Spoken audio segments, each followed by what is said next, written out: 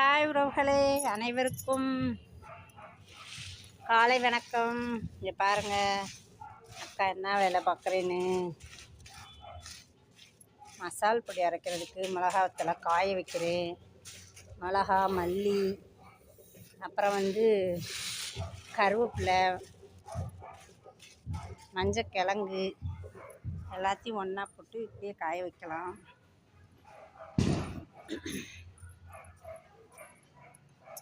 நீங்களாம் மிளகாப்பொடி அரைப்பீங்களா, கடையில் வாங்குவீங்களா? பாருங்கள், கிழங்கு இருக்குல்ல, மஞ்சக்கிழங்கு, அப்புறம் கருவேப்பிலை காஞ்சது, இதோடய சேர்த்து காய வச்சிடுறது. இன்னும் கொஞ்சம் நல்லா காயும்ல, அதுக்காக.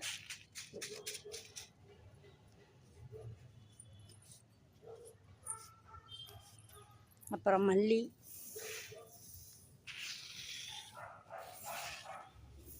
யாரெல்லாம் வீட்டில் அரைப்பீங்க பொடி?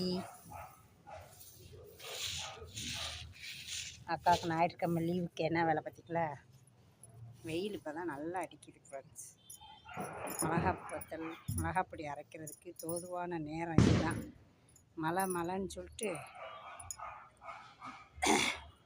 எங்கள் மொட்டை மாடிக்கு எதுக்கு வந்திருக்கேன்னா, மிளகா வத்தல் காய வைக்க வந்தேன். மிளகாப்பொடி இல்லாமல் காலி ஆகிடுச்சு ஃப்ரெண்ட்ஸ். வாங்கி 2-3 நாள் ஆச்சு. மழை வெயிலே இல்லை.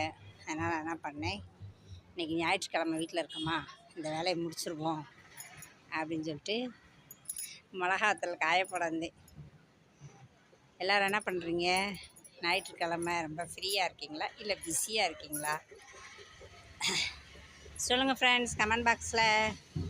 ஓகே, பாய். நம்ம மீண்டும் சந்திப்போம்.